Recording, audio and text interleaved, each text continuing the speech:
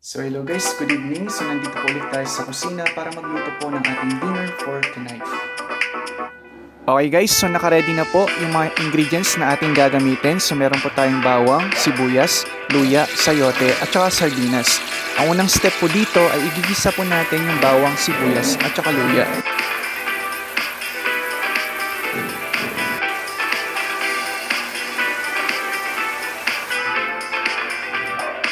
At saka po natin ilagay yung sardinas. Kung mapapansin niyo po sa ating video, 2 lata po ng sardinas ang ating ginamit dito sa pagluluto.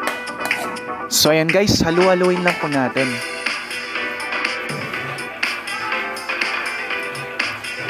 Alright guys, so nag-add na po ako dito ng 1 and 1/2 cup of water.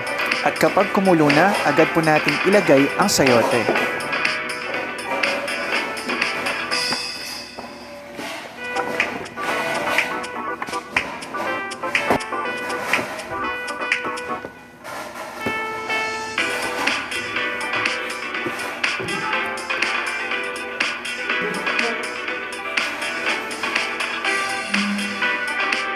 So yan guys, malapit na pong maluto ang ating dinner for tonight. Hintayin lang po nating lumambot ang sayote at saka po natin ihanda sa pagkainan. At ito na nga guys ang resulta ng ating dinner for tonight. Tinisang sayote with sardines.